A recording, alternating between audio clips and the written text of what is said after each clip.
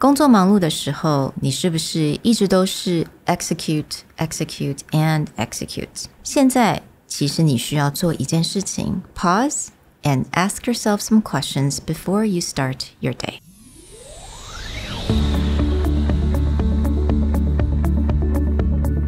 Hello, 欢迎来到 Executive Plus 主管与沟通力的 Podcast. I'm Sherry, an educator, certified coach, and style enthusiast. 我相信专业有效的沟通是语言跟逻辑的完美结合。And I'm Nick, a startup consultant, corporate trainer, and late-night gaming junkie. I believe great communication requires the right mindset and solid frameworks. 我们希望带给大家职场英语的技能、跨文化沟通技巧与其他能帮助您成为出色领导者的工具。Join us each week as we share our experience, research, and methodologies to take your communication and language skills from good to great.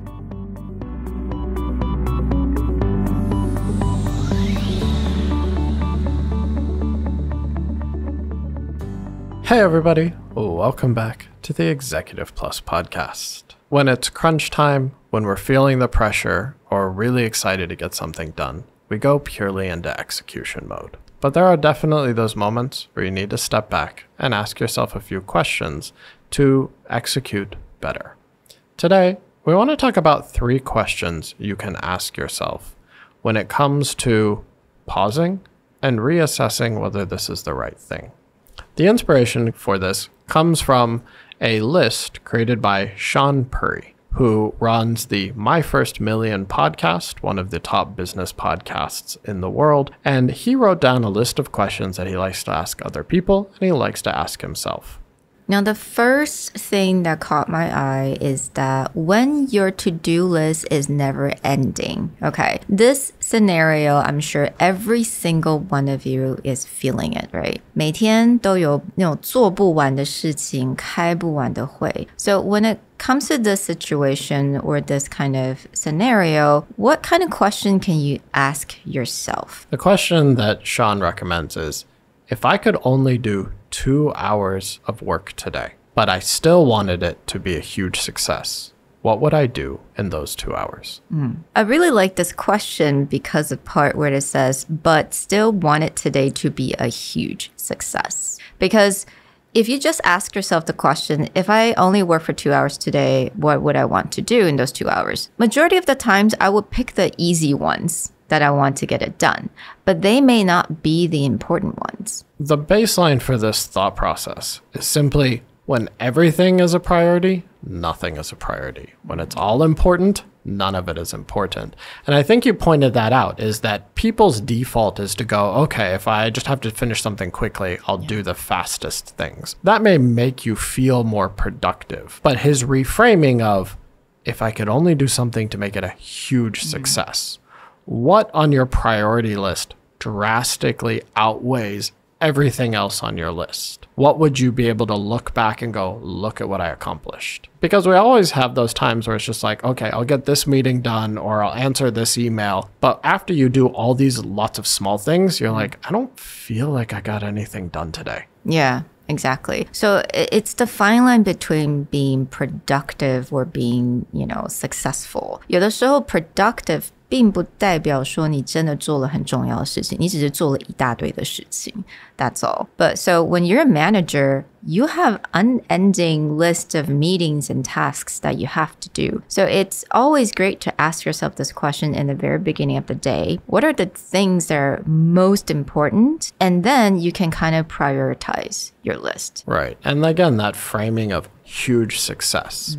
If it's just about productivity and let's say getting yourself started. So there's that productivity hack of first thing in the morning, make your bed because then you've accomplished something. That's a motivation thing. But you would never look back on your day and be like, I made my bed. Huge success. So you need to separate out what is about productivity and what is about getting motivated. So these small things will help you get a running start. But if you're really just like, what is my highest priority? What are the things I'm going to look back at and go, yeah, thank God I got that done. Or I'm so glad I got that done. That's what he's aiming at for this question. what do you want to look back at and be like, wow, today was awesome because that is off of my to-do list? Now, the next question, I thought it was quite interesting, is the question of, am I playing a stupid game? This actually comes from legendary investor Naval Ravikant's phrase of play stupid games, win stupid prizes. And so I love this quote. Naval Ravikant, for those of you who don't know, incredible speaker. Look up his interview with Tim Ferriss, but he started AngelList.co. He's angel invested in probably the most important companies of our generation, but he's a very philosophical person. And one of the things that he pointed out is that very often we get tied up in these little things, whether it's office politics, whether it's things that we've taken personally that don't need to be taken personally. And so Sean brings this down to, are you wasting your own time? Like, is your desire to win an argument on social media or to force someone to change their mind that even if they change their mind, it doesn't make any difference to your own day? Are you playing stupid games? And so when you're looking at how you're scheduling your time, you're looking at that to-do list again. One easy way to eliminate things on that to-do list is like, is this a stupid game? Am I writing that to make my life better? Or am I writing that because I feel I need to enforce my opinion on someone? 我觉得这个有很好的 example 就是可能你跟一个 coworker 或某人 you're having an argument or you're trying to prove that you're smarter or you're trying to prove your work. Is that a stupid game or is that a game that you need to play, right? 如果就算你今天去证明了，你其实你做了很多的一些成绩 you're accomplished or whatever, is that really the game worth playing? There are examples of this where we've been in meetings where someone will start talking and giving examples of what they do or start dominating a conversation, not because they're contributing towards that meeting, but because they just want the attention of, hey, look at me, I'm accomplishing something. Right. But you're back to is like, if that person reflected back on when they took over that conversation, did they walk away with everyone else's respect or did anyone learn something specifically from what you said? If it was just about expounding your accomplishments and, hey, look at me, how hard I've been working, did you achieve that versus just letting your project speak for itself, right? Is that a stupid game? Is this about attention or is this about giving information that people need?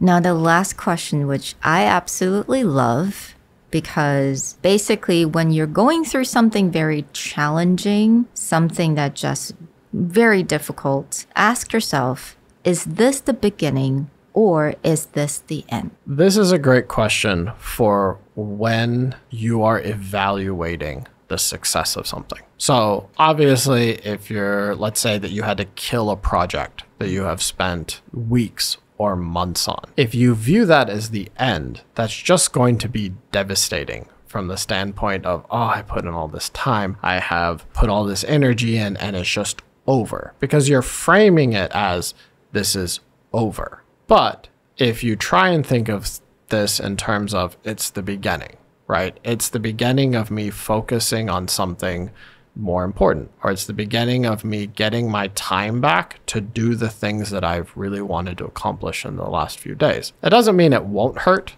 that this has ended, but it also helps you make that jump from living in the, oh my God, it's over, to, oh, there's something that I can do here. Or there is a positive side. There's a silver lining to this. Because there always is a silver lining. It's just a matter of do you want to see it or not. 那当然这个问题我觉得能够帮助我们做一点 reframing, right? 你现在真的是在一个 hell, or 它可能只是一个刚刚的开始，你还是可以去享受你的成就。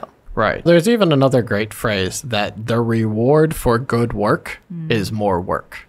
If you frame something as like, is this the end? Oh, I finally finished this deadline and I'm so tired. Oh, great. I have another great thing to do. If you frame it as that, it's going to feel very draining. But if you look at it as like, I'm so glad that I have accomplished this thing. Let's go take on the next challenge. This is the beginning of something else. Or everything I learned from what I did before is going to make the next piece so much easier to get going. That's just a mental framing. We hope that you'll take a closer look at these 3 questions, and the next time you're feeling overwhelmed, the next time you feel that there's too much on your list, What can you just ask yourself to help clarify your thinking a little bit? We'll leave these questions in the show notes for you to observe, and in the future, listen for when we cover more interesting questions from Sean Puri's list. We'll talk to you next time. Bye. Bye.